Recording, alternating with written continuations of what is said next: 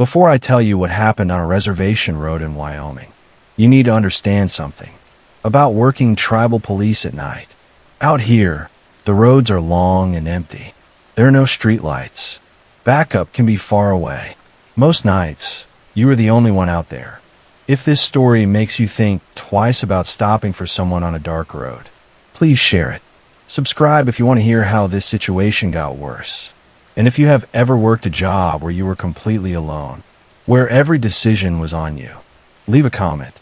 I need to know I'm not the only one who has been through this. This was not talked about when it happened. This is where the confession begins. My name is Aaron Tall Elk. I am a sworn tribal police officer with the Wind River Reservation in Wyoming. At the time of the incident I am about to describe, I had been in service for 11 years. My jurisdiction covered reservation roads, easements, and shared state routes that cut through tribal land. That includes the stretch of Highway 287 south of Crowheart, the oil service spurs, and the gravel roads that are not marked on most maps. I work in places where rules exist, not to prevent accidents, but to contain something that preys on human behavior. Most nights, that means livestock hauls, domestic disputes, stranded motorists, and the slow bleed of paperwork that follows every contact. The land out there is open, high, and quiet. Wind moves through sage and carries sound farther than it should. Radio coverage fades in pockets. Cell service lies. We know that. We plan for that. The night I counted 6 people with 1 driver. Started as a routine traffic assist. It was late October. The temperature was below freezing. There was no snow yet, but the ground was hard and pale. The moon was thin and bright enough to throw shadows. I was alone in my unit. That was normal. We run thin after midnight. Dispatch logged the call at 01:14 hours. A non-tribal motorist reported a stalled vehicle on a reservation access road. Mile marker not provided. The caller sounded confused. He kept saying the car was already occupied. Dispatch asked him to clarify. He hung up. I acknowledged the call and started south. No lights. No siren. The road was empty. It always is at that hour. I remember thinking, briefly, that I should request backup. I did not. That was the first rule I brushed past. Not violated, just delayed. Within the first 5 minutes, I saw the headlights. They were stationary, parked partially off the shoulder. Hazard lights on. Standard. I pulled in behind them at an angle. I radioed my position. I noted the plate. Out of state. Colorado. As I stepped out, I did my count. Driver. 1. Front passenger seat. Empty. Rear seat. I saw movement. I saw heads. More than one. The glass was fogged. I counted 6 silhouettes. All seated. All still. I stopped walking. This is where I need to be clear. I did not panic. I did not draw my weapon. I did not approach the vehicle. I stood by my door, and I counted again. 1 driver. 5 passengers. 6 total. Compact sedan. No room for that many adults. There's a rule about that. We do not call it a rule. We call it a discrepancy protocol. If the number of occupants does not match the vehicle class, you do not approach until you confirm with dispatch. You keep distance. You observe. You do not let compassion move you closer. I key my mic and asked dispatch to run the plate again. I asked if there were any recent calls tied to this area. While I waited, the driver opened his door. He was a white male, mid-30s. He looked tired, not frightened. He raised his hands without being told. That mattered. His voice carried. He said, "Officer, thank God." I thought nobody was coming. I told him to stay where he was. I asked him how many people were in the vehicle. He said, "Just me." He paused. Then he added, "Well, they got in after." That is the second rule.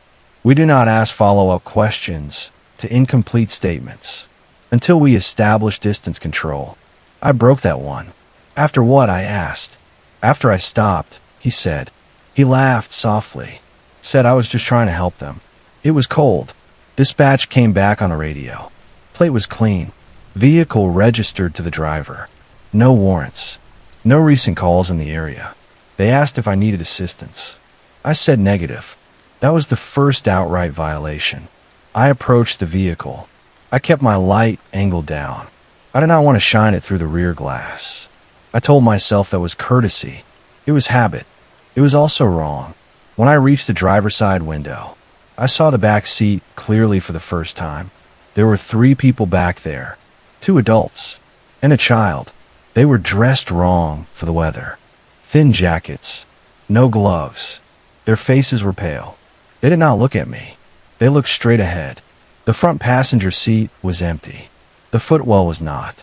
2 sets of feet, bare, standing, facing the dashboard. That is when my body reacted. My mouth went dry. My hand shook. I took a step back without thinking. The driver saw my expression change. He followed my gaze. He frowned. He said, "What? What is it?" I told him to turn off the engine. He did. I told him to put his hands on the roof. He did. I told him to step away from the vehicle. He hesitated. He looked back at the car. He said, "I cannot just leave them. That sentence has killed people." Before I continue, I need to state this clearly. As required, in 2019, Deputy Lila Redbird died on this same road, 3 miles north of where I was standing. She exited her vehicle to assist what she believed were stranded pedestrians. Her body was found 2 days later near the creek. Cause of death was listed as exposure. That was not accurate. She broke a rule because she thought she heard a child crying. We do not hear children crying out there anymore. That is another rule. I told the driver that everyone needed to stay in the vehicle. I told him help was on the way. I lied. I needed time. The people in the back seat began to hum. Low, in unison. The sound vibrated through the car frame. The standing figures in the front leaned forward. Their heads touched the windshield. Their faces were not reflected in the glass. The driver started to cry. He said, "They said they just needed a ride." He said they knew my name. I took another step back. I drew my weapon, but kept it low. I keyed my mic and requested immediate backup. I used the code we use for non-human interference. Dispatch acknowledged without repeating it. That is how deep the rules go. One of the figures in the back seat turned its head. It looked at me. It smiled. It said, "Aaron, you are cold." It knew my name. That was not new. That was expected. What was not expected was the voice. It was my sister's voice. My sister died when I was 12. She drowned in the Little Wind River. That is important. That is the limitation. They do not cross running water. They do not come from it. They remember it. My hand shook harder. The driver started to step back toward the car. I shouted at him to stop. He did not listen. He said, "They are scared." The front standing figures reached for him. Through the open window, their arms bent wrong. Their fingers were too many. I fired one round into the dirt. That stopped everyone. The humming ceased. The figures froze. Backup arrived 12 minutes later. 2 units. State trooper held back at the junction. We contained the scene until sunrise. By daylight, the vehicle was empty. No bodies. No footprints. The driver was gone. His name was Mark Ellison. He was reported missing the following week. His car was impounded. No blood. No signs of struggle. Case remains open. I am telling you this because this was the first time I survived a full contact. It was not the last. We did not close that road. We put up temporary signage. We updated the protocol. We told ourselves it was contained. It was not. The road reopened 3 days later. That decision did not come from us. It came from tribal council pressure, tied to freight access and state coordination. The paperwork said temporary hazard resolved. The internal note said no further anomalous activity observed. That was technically true. We did not see them again because we were told not to look the same way. I file my report with omissions. Everyone does. You write what the system can hold. Anything else gets redirected to supplemental logs. That never leave the building. I used neutral language. Discrepancy in occupant count. Driver non-compliant. Subjects fled scene. Possible impairment. That kind of thing. I did not sleep much after that. When I did, I dreamed of headlights parked in the dark, idling forever, waiting for someone official enough to stop. 2 weeks later, the first administrative change came down. Dispatch protocols were updated. Any late-night calls involving stalled vehicles on reservation access roads required visual confirmation from 2 units. Before approach, no exceptions. That was Rule 3. It was written because of me, even though my name was not attached. The second change was quieter. Missing persons reports originating within reservation boundaries were to be routed through County first, then refer back to us, only if tribal enrollment was confirmed. That slowed things. That mattered more than anyone admitted. The calls did not stop. They changed shape. People stopped reporting stranded vehicles. They started reporting people knocking on doors. The first was a ranch house east of the river, non-tribal land, but within our mutual aid area. The caller said there were 3 people outside asking for help. He said they were polite. He said they knew his wife's name. He said they would not leave the porch. I was not dispatched. County handled it. By the time anyone arrived, the porch was empty. The wife was gone. Her shoes were by the door. Her name was Carol Whitman. 2020. That was the year. She was never found. We updated the rules again. Do not open your door after midnight. If they know your name, do not answer. If they ask you to confirm anything, do not respond. Rules like that sound superstitious. If you say them out loud, on paper, they get translated into safety advisories and public outreach bullet points. They lose their teeth. Internally, we had another rule. If they use a dead voice, you do not correct them. You do not say that person is gone. You let the lies stand. That one was learned the hard way. Officer James Lone Bear broke it. James had been on the job 6 years. He was steady, quiet. He had a daughter, 4 years old. Her name was Alana. She died of pneumonia the winter before, after a delayed medevac. Everyone knew that. No one said it around him. James was working day shift when a woman approached the station lobby. She had no ID. She said she was there to pick up her granddaughter. She used Alana's name. The desk officer froze. He called James out front. The woman looked wrong. Not monstrous. Just off. Her eyes were too wet. Her smile came a second late. She said, "Daddy, I am cold." James knew. He knew immediately. That is the cruel part. Knowing does not protect you. It just makes the choice heavier. He told her that Alana was dead. He said it out loud. He said her name, and the year, and the cause. The woman screamed. The sound shattered the lobby glass. Lights blew. Radios went dead. When the noise stopped, the woman was gone. James was on the floor, bleeding from his ears. He did not die that day.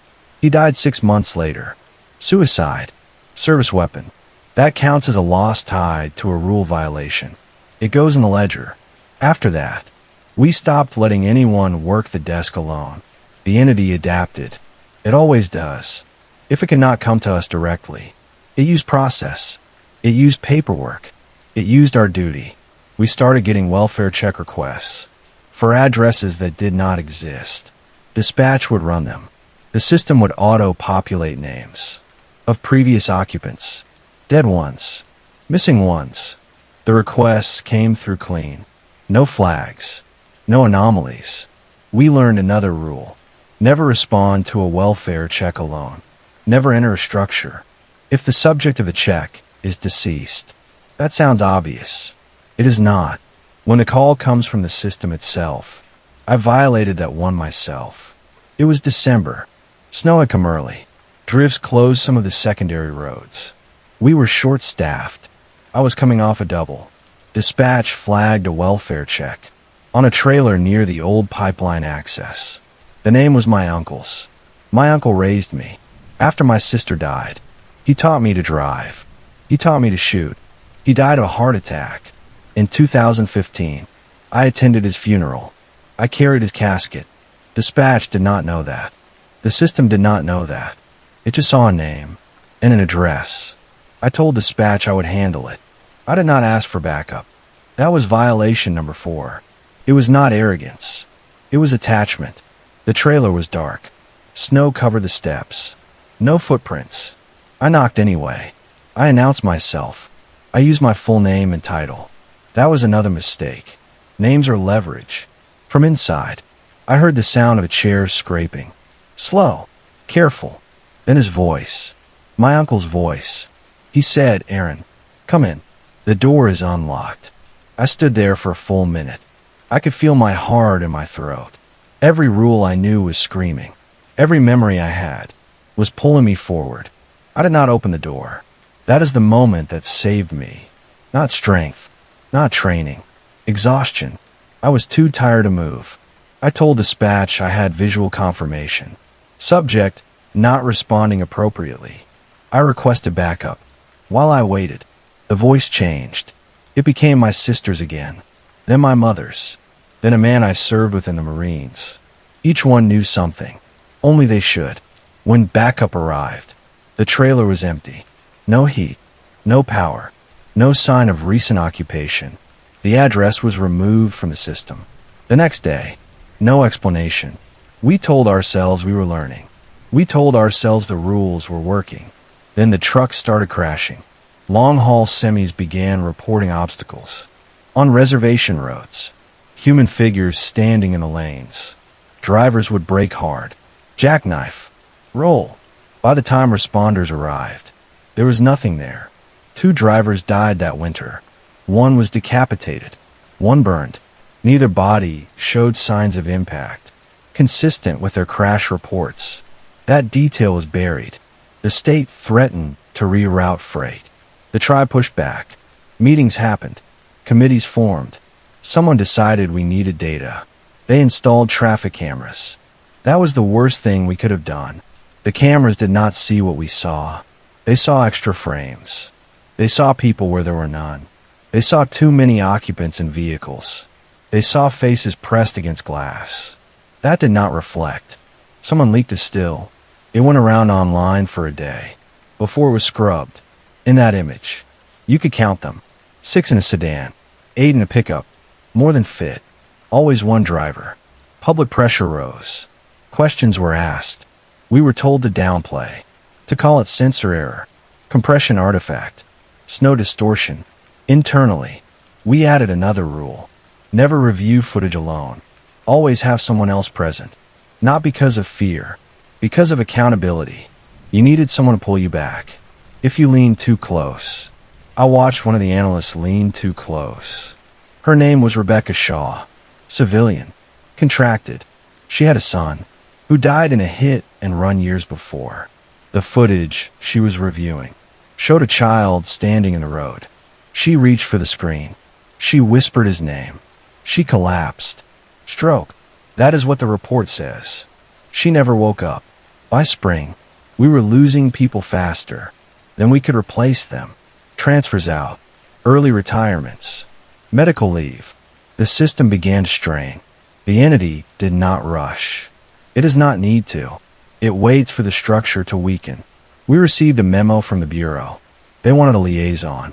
They wanted oversight. They wanted us to brief them. We told them what we could. They smiled. They nodded. They asked for evidence. Evidence is dangerous. I am recording this now. Because the rules are failing again. Because the limitation is being tested. Because the river is freezing earlier every year.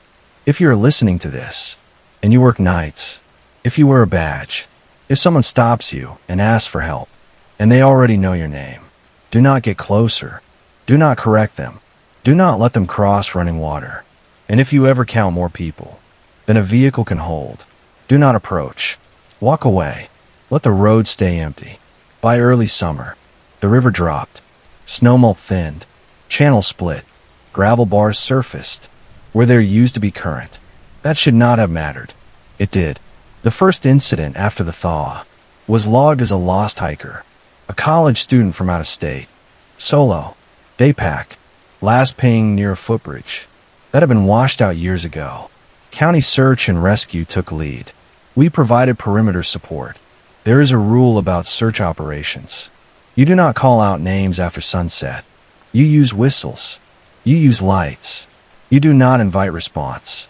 They broke that rule. Within the first hour, I was assigned to hold the South Access Trail. I could hear the volunteers upstream, calling the student's name over and over. Their voices echoed off the canyon walls. It sounded like too many people speaking at once. At 02:30, I heard someone answer, not upstream, behind me. The voice was close, calm, male. He said, "I am here." I did not turn around. That is another rule. You do not turn toward a voice. That should not be there.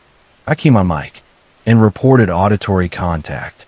Dispatch told me to hold position. Search lead said they were closing in. They asked me to confirm visual. I did not. The voice spoke again. It said my name. It thanked me for coming out so late. It said it was tired. I could smell river mud, wet stone, rot. I stood there for 40 minutes. I did not move. I did not respond. Eventually, the voice stopped. They never found the student. The official conclusion was misadventure, drowning. No body recovered. After that, we tried stabilization. The Bureau sent consultants. They used words like mitigation and anomaly clustering. They told us we were experiencing a pattern of unrelated stressors, amplified by geography. They recommended adjusted patrol schedules, rotations, mandatory counseling. For 3 months, incidents dropped. No stalled vehicles, no door knockers, no road figures. The cameras showed nothing unusual. Freight moved without issue. Council meetings grew quieter. People exhaled. We thought maybe the rules were finally enough. That was the false calm. It always is. The first sign came from dispatch. Our primary dispatcher, Elaine Gray Fox, started misrouting calls. Minor things at first. Sending units to the wrong mile marker. Dropping call signs. Forgetting names she had known for decades. She blamed fatigue. We adjusted her schedule. It did not help.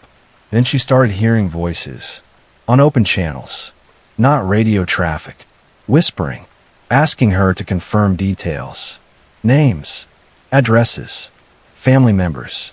Dispatchers are trained not to respond to unverified transmissions. Elaine knew that. She started answering anyway. One night, she routed a unit to an address that had burned down 10 years earlier. The officer arrived to find a fully intact house. Lights on, a family inside, waving from the window. He did not approach. He called it in. By the time backup arrived, the structure was ash, cold, no signs of recent fire. Elaine took medical leave. The next day, she never returned. Dementia diagnosis. Within a year, she was 58. We rewrote the rules again. No single dispatcher on duty. No verbal confirmation of personal details. No response to whispered traffic. We installed filters, white noise, delay buffers. The entity shifted if it could not reach us. Through sound, it used sight. People began reporting reflections. That did not match. Extra faces and mirrors. Passengers visible only in glass. Always more than should be there. We advise people to cover mirrors at night, to turn televisions toward walls, to avoid reflective surfaces. When alone, that worked. Briefly. Then it used duty. A call came in for a school bus that had not arrived at its stop. Rural route. Reservation kids. County driver. Bus number logged. GPS showed it parked on a turnout near the old quarry road. Every rule screamed. School buses override most protocols. Children override everything. I was closest. I responded with another unit. Lights off. Slow approach. The bus was there. Engine running. Door open. Interior lights on. I counted from a distance. Driver's seat occupied. I saw heads in rows. Too many. We held back. We called for state. We called for tribal administration. We waited. A child stepped down from the bus. Little girl. Backpack too big for her. She looked at us and waved. She said my name. That was the moment. I almost broke. I have a son. He was 8 at the time. The girl looked like him. Same hair. Same smile.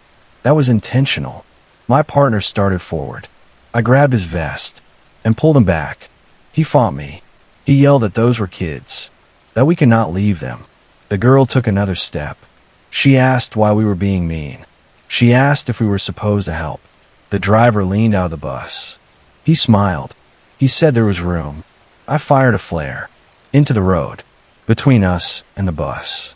Bright. Loud. Disruptive. The girl screamed. The sound was wrong. Too deep. Too layered. The bus lights went out. Engine died. Silence. When State arrived, the bus was empty. Cold. No footprints. No signs of children. The bus driver was found. 2 weeks later. Near the quarry. Alive. Catatonic. He would only repeat one sentence. He said, "They kept changing seats, so I cannot count them." After that, the school district rerouted all buses. Parents were notified of delays. No explanation given. We lost 3 more officers. That year, one retired early, after seeing his wife's face in a patrol car window. One transferred out, after his mother's voice came through dispatch. One disappeared entirely. His unit was found parked at the river crossing. Door open. Engine off. Badge on the seat. His name was Thomas Black Crane. 2021. No body recovered. I started to realize something then. Something the rules had not accounted for. They were not just exploiting compassion. They were exploiting responsibility. They targeted situations where walking away caused harm to school buses, welfare checks, search operations. Things were in action. Violates duty. The rules were forcing us into paralysis. I raised this in a briefing. I said the rules were becoming traps, that following them was causing more loss than breaking them. The room went quiet.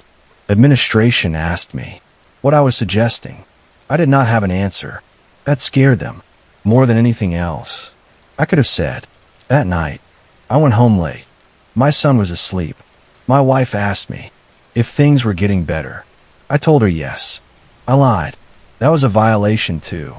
Around 0300. My phone rang. Unknown number. No caller ID. I did not answer.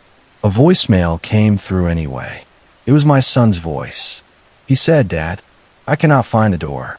There are too many people in my room." I was out the door before the message finished. I drove faster than I ever had. Lights on. Siren on.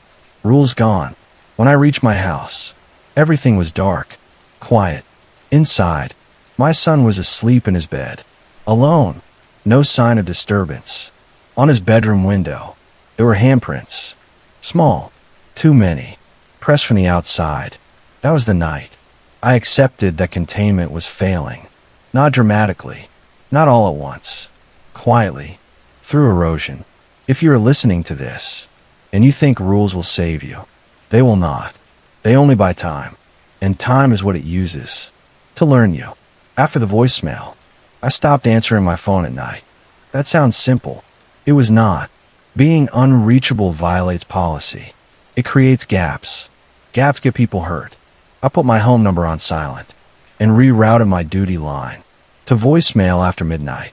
I told myself I was protecting my family. I was also cutting myself off from the only warning system we had left. The next escalation did not come through me. It came through infrastructure.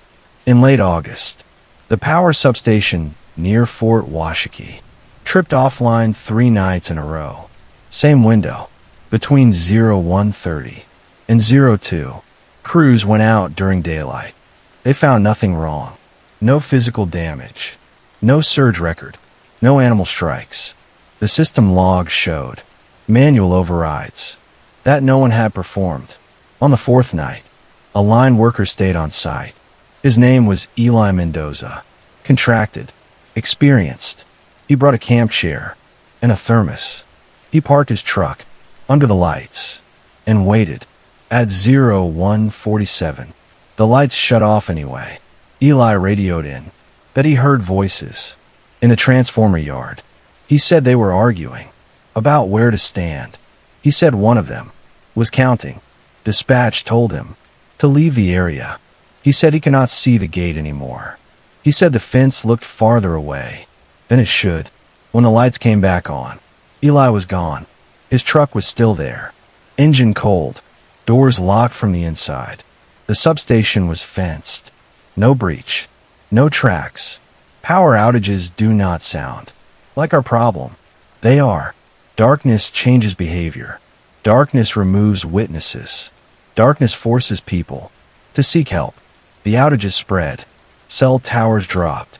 Internet flickered. GPS drifted by several meters. Enough to misroute.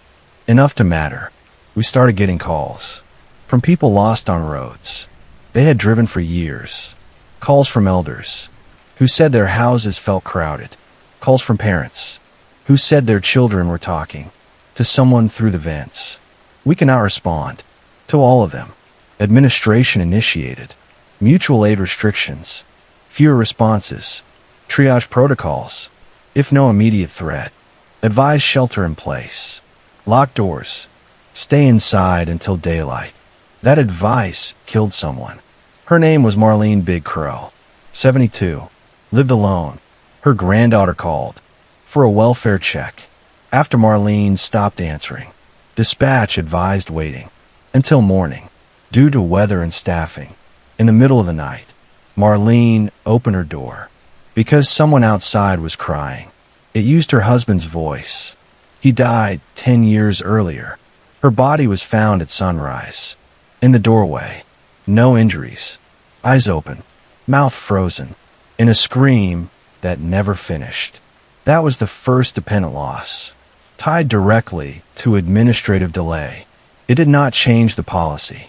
Instead, we were told to attend resilience training. They brought in a consultant from out of state. He talked about cognitive load and stress responses. He told us to ground ourselves, to rely on procedure, to trust the system. I asked him what to do if the system itself was compromised. He did not answer. By fall, we were hemorrhaging personnel, not just officers, dispatchers, EMS, road crews, anyone who worked nights. Those who stayed developed tells, avoided reflective surfaces, refused to say names, walked with heads down, counted compulsively. Counting became its own problem. If you count them, they adjust. We learned that by accident. A volunteer firefighter named Rose Whitefeather responded to a barn fire on the north end. The fire was small, contained, no livestock inside. She did a head count of her crew. 3. She did a head count again. 4. She asked who the fourth was. Someone answered. Rose dropped her helmet and ran. She survived. The other 3 did not. After that, we stopped counting out loud. The entity learned from that too. It began presenting numbers, just under the threshold. 5 people in a sedan, instead of 6. 3 children on a bus, instead of a full load. Enough to create doubt, enough to invite approach. We rewrote the discrepancy rule. Any mismatch at all required withdrawal. No exceptions. That rule caused a state trooper to abandon a real family with a broken axle during a blizzard. They survived the night by sheltering in the car. The youngest lost 2 fingers to frostbite. The trooper was disciplined anyway. This is what systemic failure looks like. No dramatic collapse, just a series of choices where every option is wrong. The Bureau pulled out. In November, quietly, their liaison cited budget realignment. The consultants left. The cameras were decommissioned. Officially, the anomaly period ended. Unofficially, it accelerated. With fewer eyes, it took risks. I encountered it again, on a night patrol, near the river crossing. The water was low, stones exposed. You could cross, without breaking stride. That crossing had always been safe. Flowing water was the line. Now the line was thin. A pickup was parked, halfway across, straddling stone and sand. Hazard lights on. I stopped short. I stayed on the bank. I counted. Driver, 1. Passenger, 1. Bed of the truck. Shapes, too many. The passenger leaned out. He was my cousin. My cousin disappeared in 2018 during a hunting trip. Never found. We assumed exposure. He smiled, like he used to. He said, "Aaron, you made it." I did not respond. He asked me for help. He said the truck was stuck. He said it was getting cold. He said he did not want to be alone. Behind him, something shifted. The water rippled. Even though there was no current, I raised my rifle. My hands were steady. That scared me, more than shaking ever did. I told him to stay where he was. I told him I cannot cross. He laughed. He said the water was not moving. He said the rule did not apply. That was new. Direct challenge. I fired into the engine block. The shot echoed. Off the canyon. The truck lurched. The hazard lights went out. My cousin screamed. The sound tore something loose inside me. I almost stepped forward. Then the bed of the truck stood up. Not climbed. Stood. Like something unfolding. Too tall. Too jointed. It did not cross the water. It reached. I retreated. I did not run. Running invites pursued. When dawn came, the truck was gone. The stones were wet, as if the river had risen. Briefly in the night. After that, I requested reassignment. They denied it. They said I was too experienced, too valuable, that my knowledge of the rules was critical. They were right. That is why I am still alive. It is also why my marriage ended. My wife took our son and moved to her sister's place in Lander. She said she could not sleep anymore. She said the house felt full, even when it was empty. I did not argue. I helped her pack. I did not touch the mirrors. That was another loss. Family. Slow. Quiet. With fewer personal anchors. The entity pushed harder. It began using technology. More directly. Text messages. From unknown numbers. Emails with subject lines that reference closed cases. Body cam audio that played voices we never recorded. One officer received a voicemail from his own number telling him to come in early. He did. He was found sitting in the briefing room, alone, staring at the wall, counting under his breath. I started documenting everything. Off system. Paper. Pencil. No names. No dates. Just patterns. That is when I noticed the timing. Most incidents clustered around shift changes, moments of handoff, when responsibility transfers, when no one is fully in control. The entity lives in those gaps. We adjusted schedules to overlap more. Double coverage. It helped for a while. Then it used the overlap itself. 2 officers responded to the same call from opposite directions. A reported pedestrian. Both arrived at the same time. Both saw a man standing between their vehicles. Each thought the other had visual. Neither did. They fired simultaneously. There was nothing there. One officer was killed by crossfire. The other resigned. The next day, that incident was the tipping point. Council authorized partial closures, night curfews, roadblocks, emergency declarations. Containment shifted from delay to denial. The entity did not react with violence. It waited, and then winter came early. Again, ice formed on the river, in sheets, not solid, not flowing, something in between. If the water stops, the rule fails. That is where this is going. If you're listening, and you think distance will save you, it will not forever. It only needs one crossing. The first ice report came from roads, not water. A plow driver called in to say his blade had struck something solid on the bridge deck before dawn. Not debris, not ice buildup, something vertical. He said it moved. Bridges are liminal structures. Everyone knows that. Without saying it, they connect. They suspend. They place you briefly between 2 rule sets. We already had restrictions in place. No foot traffic after dark. No stops. No assistance rendered. On bridges. Unless life was visibly at risk. Visible risk is another trap. By mid-December, the river froze unevenly. Sheets formed along the banks. The center still moved. You could hear it grinding. Under the ice. A sound like breath. Through teeth. That sound began showing up. On body cam audio. Not picked up by the ear. At the time. Only later. During review. Always faint. Always under speech. Always closer to the mic than it should have been. We stopped reviewing audio. Unless required. By court order. Court orders did not stop. Families of the missing pushed. Advocacy groups filed requests. Journalists called. We were told to cooperate. Without disclosing operational specifics.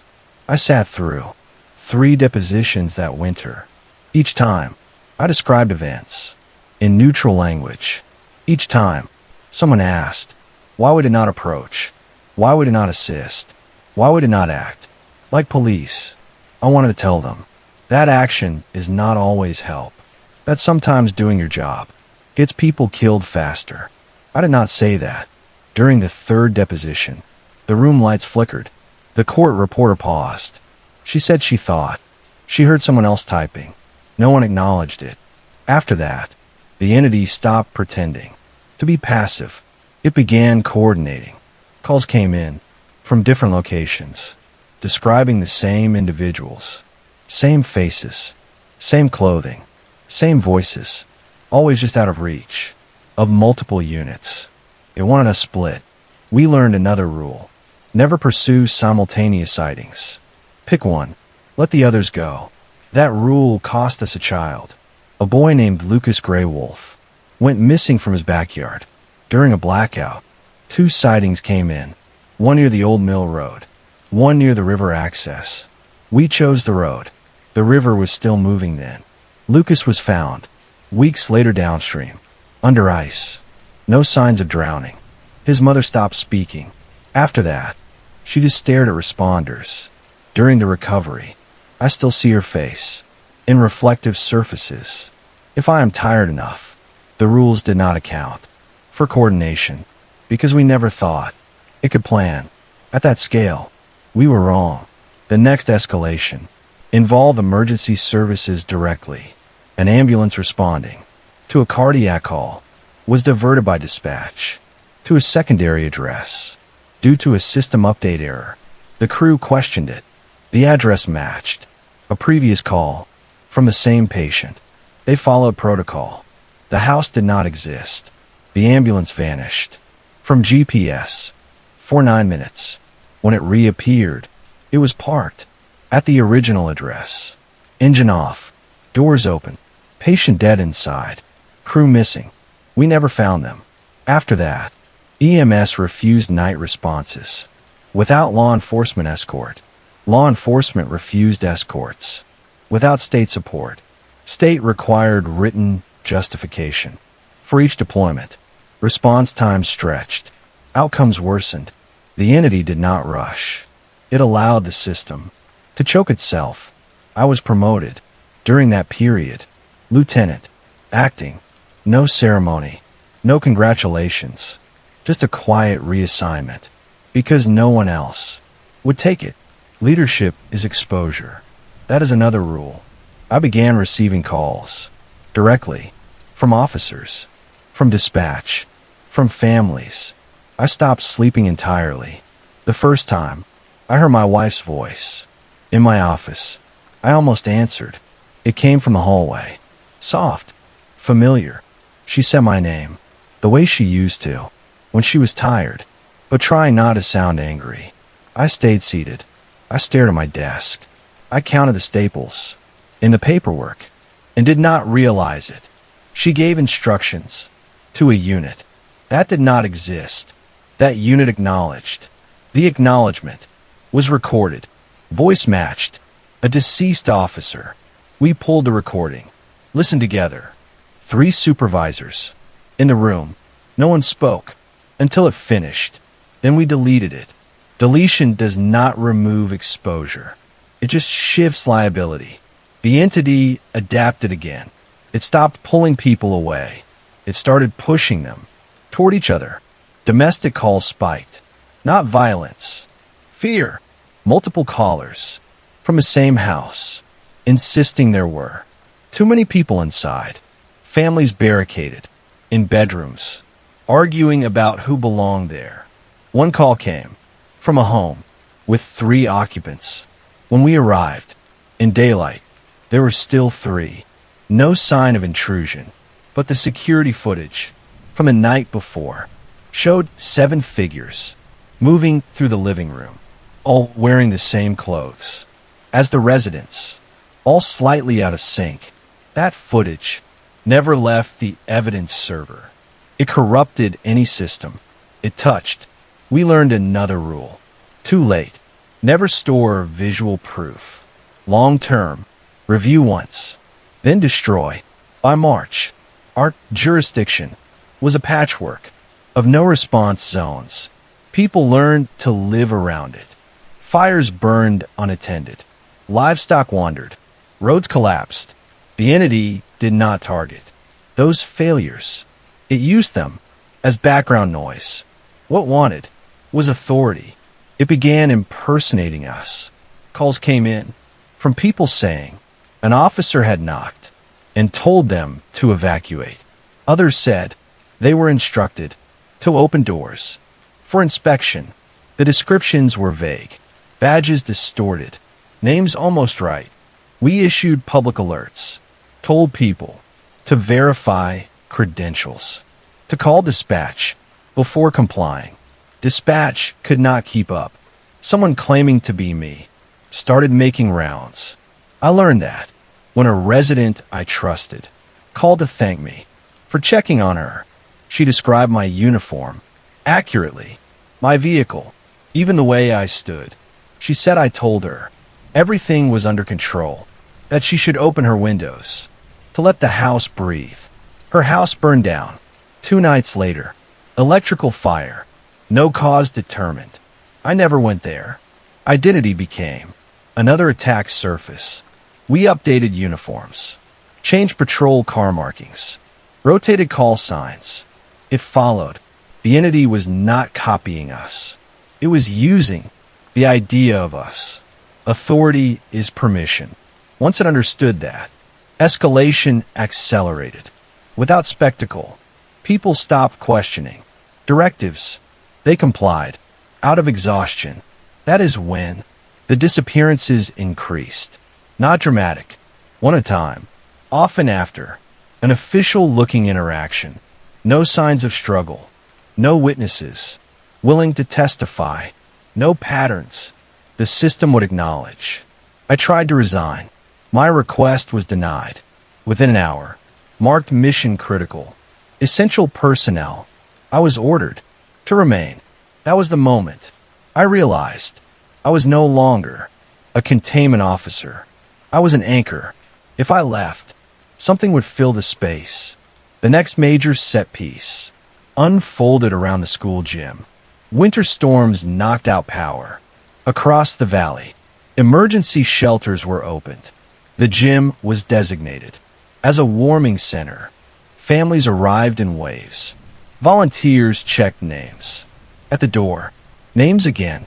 I argued against the shelter. Said consolidation was dangerous. Administration overruled me. Cold kills faster. They said they were right. The gym filled with people. Cots, blankets, noise. Counting was impossible.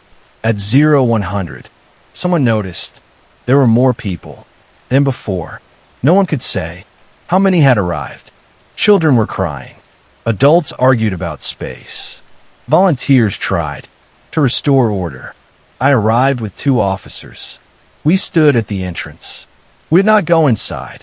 From where I stood, I could see reflections in the trophy cases. Along the wall, faces that did not match. The people standing in front of them. I ordered an evacuation. Slowly, controlled, row by row. That is when the power came back on. Lights snapped bright. The sound stunned everyone into stillness. For 3 seconds, no one moved. In that moment, I saw them clearly. They were threaded through the crowd, not separate, interleaved, standing where people should have been standing, wearing borrowed faces, borrowed clothes. Some were looking at me, some were counting. The power flickered again. When it stabilized, the gym was half empty. No panic, no screams, just absence. We accounted for 37 missing. They were never found. Officially, they left during the outage. Confusion, poor accountability, weather emergency. No one believed that. After the gym incident, the reservation effectively shut down at night. Schools went remote. Businesses closed early. Services consolidated to daylight only. The entity did not resist. It shifted to days.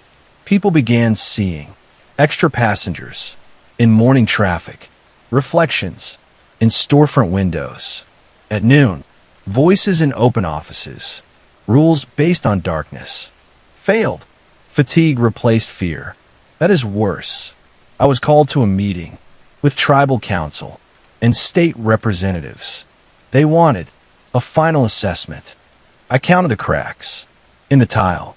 The voice moved closer. It said our son was cold. It said he was waiting in the car. I did not move. When I finally opened the door, the hallway was empty. At the far end, a security camera light blinked. Later, reviews showed nothing. The cameras had stopped recording at 0200. Exactly. That was when we realized the limitation was shifting.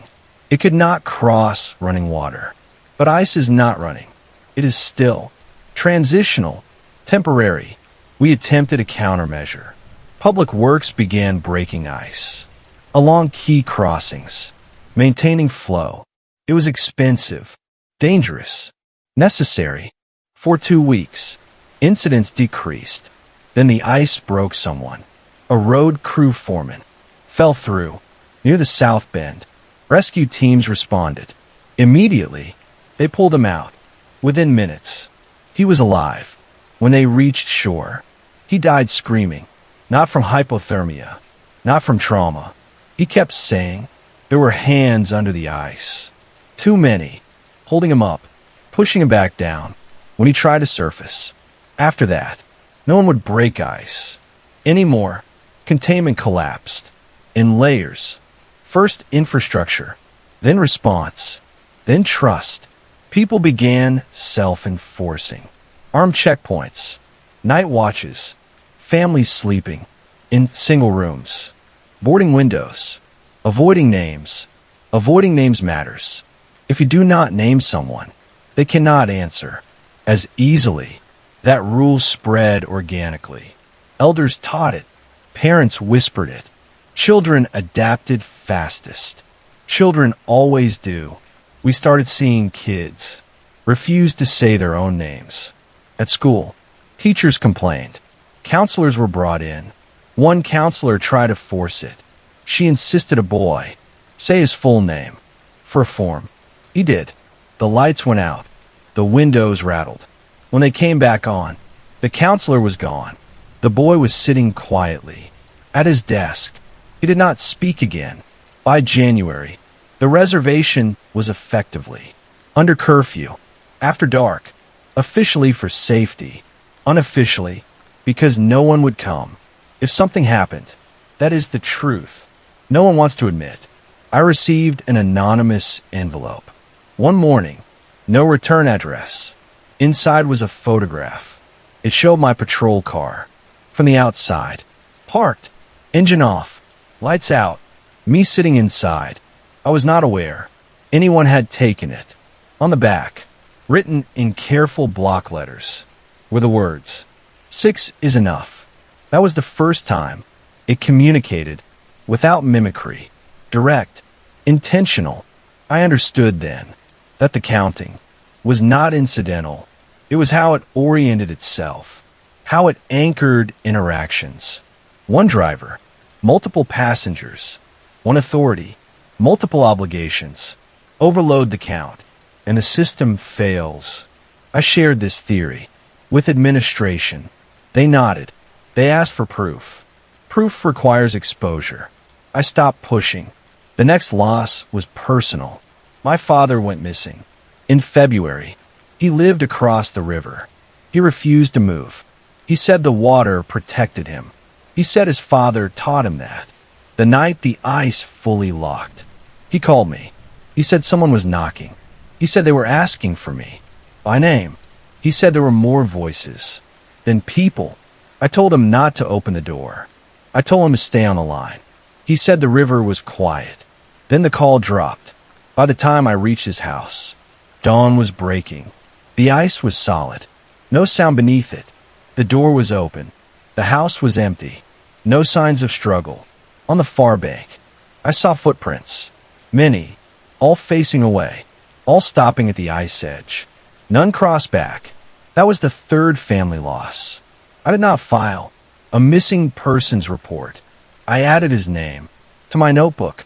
Then I stopped writing names entirely because the next phase was already beginning. The entity was no longer just exploiting rules. It was rewriting them, and we were helping it do that by trying to adapt. If you're listening to this and you think adaptation equals survival, understand this. Every rule you add teaches it something. Every exception narrows your options. Eventually, there is only one rule left. Do not engage. And even that one fails. After my father disappeared, I stopped pretending. There was an end state. Up until then, every policy change, every new rule, every containment effort was built on the idea that if we just held long enough, something would stabilize. That assumption died. With him, grief changes how you hear things. I began noticing how often my name appeared in ambient noise, whined through door frames, tires on gravel, HVAC cycling. It was never clear, never direct, just enough to make your attention turn. I trained myself not to respond, not even internally. You cannot think a response. That matters. The system around us kept decaying. By late February, mutual aid agreements were functionally void. County units refused to cross onto reservation roads. After dark, State Patrol rerouted entirely, unless forced by weather. Dispatch coverage dropped to skeleton crews, working from home, patched through encrypted lines. That lagged just enough to distort voices. Lag creates overlap. Overlap creates opportunity. One dispatcher answered her own transmission, a recommendation. I told them the truth. I said the entity was no longer containable with procedural rules, that every system we used was being exploited, that the only thing slowing it was individual refusal to engage. They asked what that meant. In practice, I said fewer interactions, less authority, less help. They asked if I was suggesting abandonment. I said yes. The room went quiet. Abandonment is a moral injury. For people like us, it is worse than death. They thanked me for my service. 2 days later, I was removed from operational command, reassigned to records review. That saved my life. From the records room, I saw the pattern. No one else wanted to. The entity did not want territory. It wanted throughput. It wanted us moving, counting, responding. Every time we slowed, every time we refused, incidents dropped, but refusal spreads slowly. Fear spreads faster. The final escalation of this phase came quietly. One night, while reviewing old call logs, I noticed something. Calls that resulted in disappearances, almost always involved one authority figure interacting with multiple dependents, officer with family, driver with passengers, dispatcher with callers, one to many. The title you heard at the beginning of this confession is not metaphor. That count is the interface.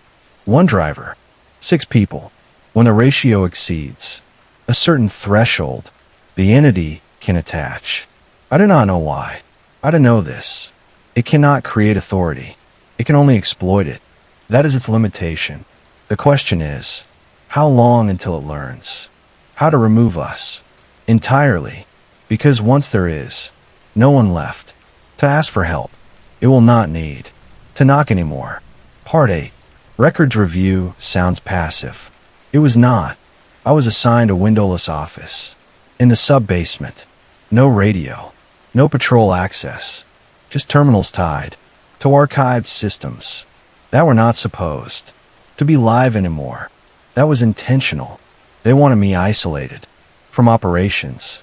They thought removing authority would remove risk. They were half right. Without a badge on my chest and a unit on the road, the entity paid less attention to me, less mimicry, fewer direct intrusions. That gave me room to see. What I saw was worse. The archived logs showed a long tail, incidents going back decades, before digital systems, before cameras, before consistent reporting. Always the same shape. One authority, multiple dependents, discrepancy in count, compassion invoked, duty leveraged, loss follows, different languages, different uniforms, same pattern. Rail conductors in the 1940s, reporting extra passengers in sealed cars. Reservation school teachers in the 70s, describing children who would not line up evenly. Utility supervisors in the 90s, counting crews that had not matched their rosters. Always one person responsible, always too many people present. The limitation was consistent too. Running water, stopped escalation cold, reports clustered on bridges, ferries, frozen crossings, almost none mid-river. During active flow, that told me something important. The entity does not move freely. It propagates along responsibility chains, like current, through wire. Authority is the conductor. Dependents are the load. Running water breaks the circuit. Ice restores it. That is why winter matters. While I was buried in archives, the situation outside continued to degrade. Not explosively, administratively. Insurance companies pulled out, coverage voided, 4 unexplained losses, businesses closed permanently, families relocated. If they could, those who stayed adapted. They stopped calling us. That was the most dangerous change of all. When people stop calling authority, authority loses relevance. And when authority weakens, something else fills the vacuum. We started getting reports of unofficial helpers, volunteers, self-appointed wardens, people offering guidance, telling others when to move, when to open doors, when it was safe. No uniforms, no oversight, just confidence. Confidence is indistinguishable from authority. If you were tired enough, 3 of those volunteers disappeared within a month. 2 more were found alive, but altered, detached, speaking in plural pronouns, avoiding mirrors. One of them approached the station during daylight. I watched through the lobby camera. He stood at the counter and waited. He did not speak. The desk officer asked if he needed help. He smiled and said, "We are here to assist." The desk officer reached for the panic button. The feed cut. By the time response teams arrived, the volunteer was gone. The desk officer was alive, shaking, unable to explain how long the interaction lasted. Time distortion is another secondary effect. It does not need to move you far, just enough. That incident forced administration to make a decision they had been avoiding. They shut the station down at night. No lobby access, no walk-ins, calls triaged remotely. Authority retreated behind glass. And hours. The entity adapted again. If it could not reach us directly, it reached people pretending to be us. Forgery incidents exploded. Printed notices text alerts, voicemails, referencing official language and internal terminology. That was never public. Someone was studying us. I realized then that it was not just learning behavior. It was learning structure. The final high-impact event, before my removal, was something we later called the convoy. It started with a single call from a trucker reporting a disabled vehicle blocking both lanes near the northern bend. He said there were people waving him down. Dispatch advised him to stay in his cab and wait for daylight. He did not. He exited his truck to assist. 10 minutes later, another driver called from the same stretch, same description, same wave. Then another. Within an hour, 7 vehicles were stopped along a 2-mile stretch. All drivers reported the same thing. One disabled car, too many people around it. We had no night units authorized to respond. County refused. State refused. Weather grounded. Air support. We listened as the calls stacked, voices overlapping, drivers talking to each other without realizing it, phones passing hands. At 0412, the call stopped. At dawn, the road was empty. 7 vehicles gone. No debris, no tracks, no sign of departure. Freight records confirmed. They had all been en route. Families confirmed. They had all called home. That night, the convoy never reappeared. That was the moment. Abandonment became official policy, not declared, practiced. Roads were closed indefinitely. Curfews extended. Services suspended. The reservation entered a slow quarantine. From my office, I watched the response metrics drop. Fewer calls, fewer units, less data. The entity did not surge. It waited. Waiting is its advantage. People cannot hold that kind of tension indefinitely. They make mistakes. Out of relief, spring came again. I smelt it. The river ran full and fast. Incidents dropped sharply. Some people celebrated, talked about recovery, about resilience. I knew better. The entity was not gone. It was displaced. Authority was thinning. Roles were dissolving. People were handling things themselves. That reduces the ratio. 1 to many becomes many to many. That starves it. But starvation does not kill something ancient. It forces it to change tactics. The first sign was subtle. A child went missing during the day. Playground. Teachers present. Other kids around. No one saw her leave. No one saw anyone approach.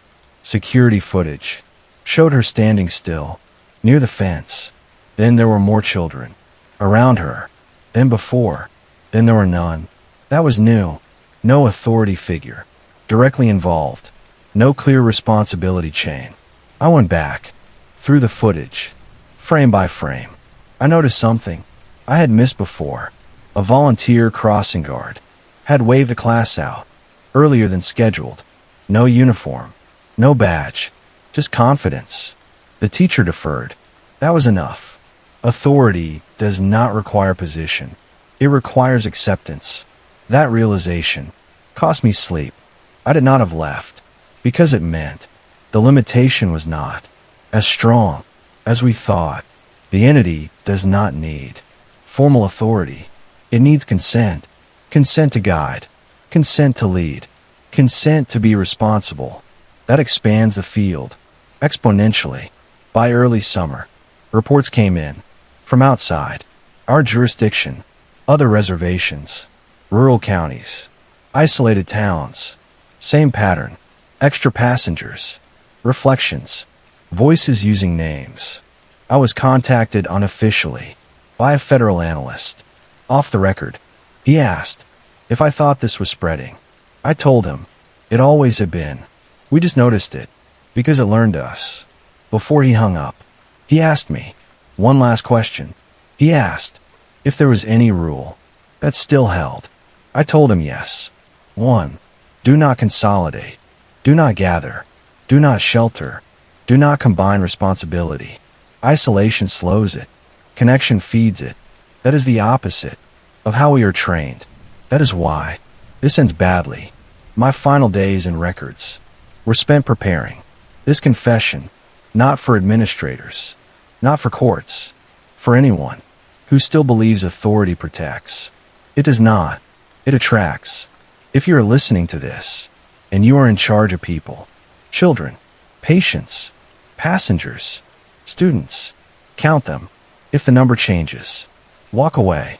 If someone asks you to take responsibility for more than you can hold, refuse. They will use your decency. They will use your training. They will use your name. I am not in uniform anymore.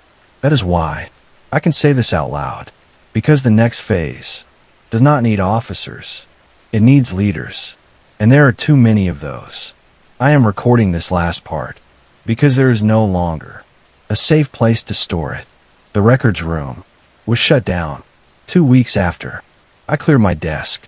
No announcement, no notice, just a locked door and a reassignment notice marked administrative restructuring. The terminals were wiped. The backups were relocated to a facility I was not clear to know. That is how institutions end things. They cannot solve. They bury the timeline. I am not writing this as an officer anymore. I am writing this as a witness who stayed too long and learned too much.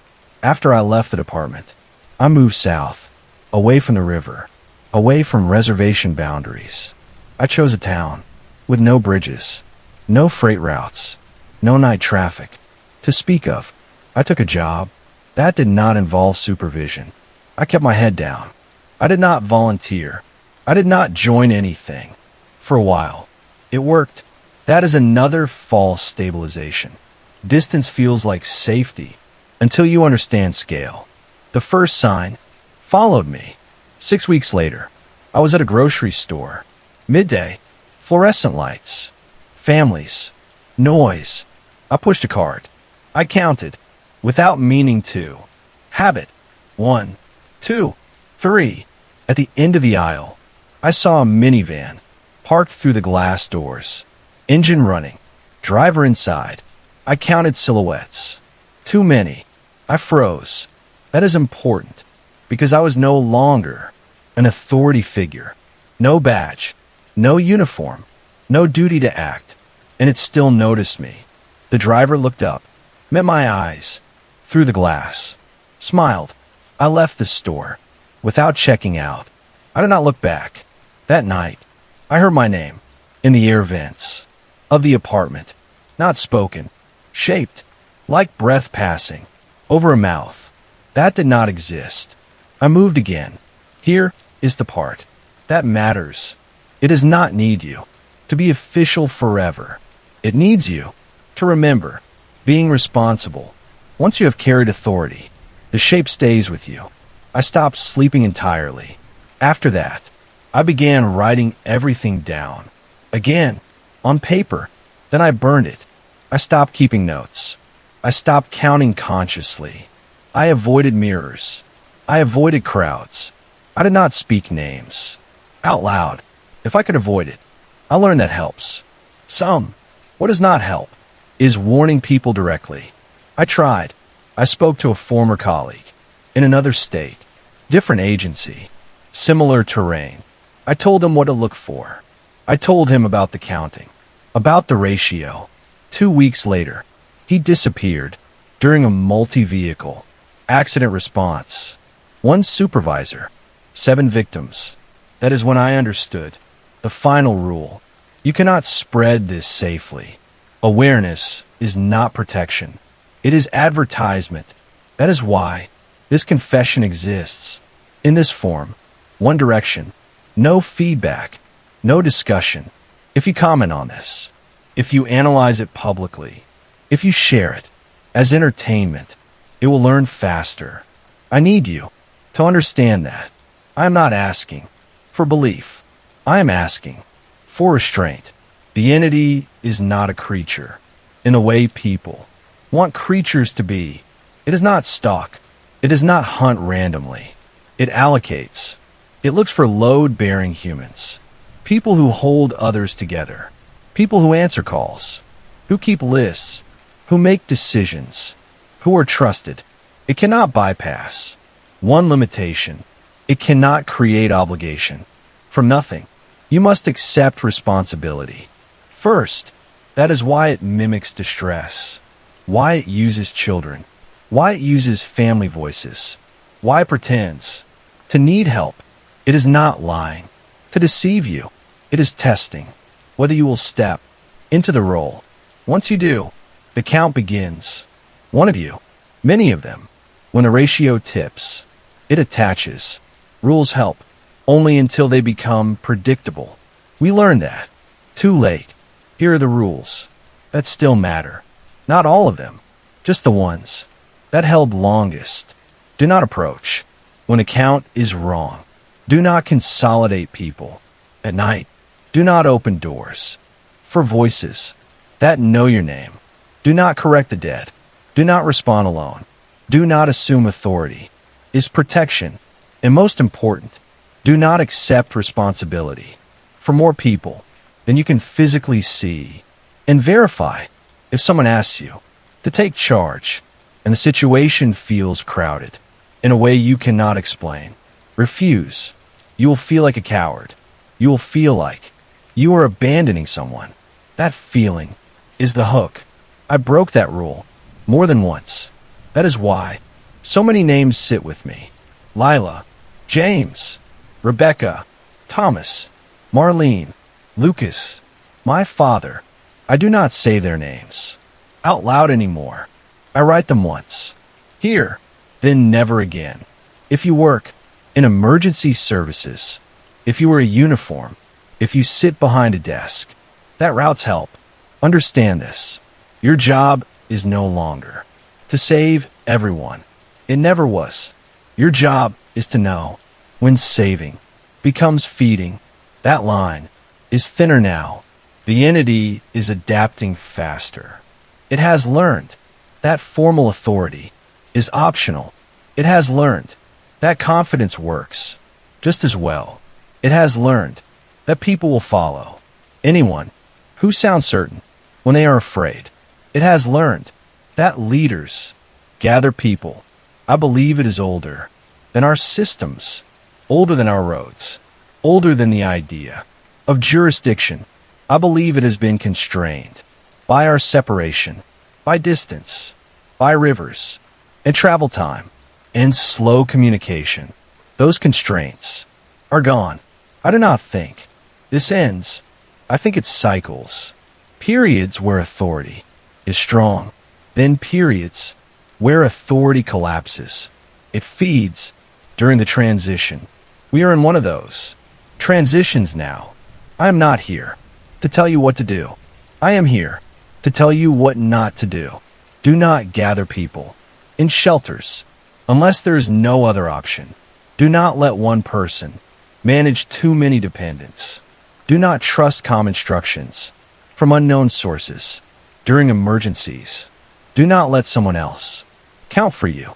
And if you ever find yourself in a vehicle or a room or a situation where there are more people present than can reasonably fit, leave.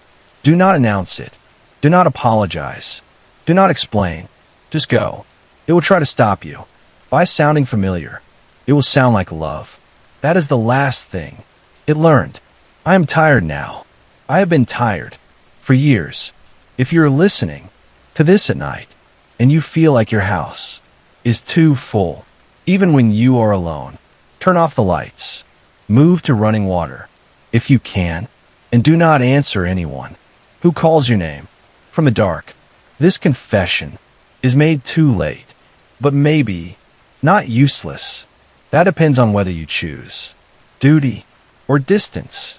When a count changes, I survived by walking away. Most people do not. That is all I have left to give.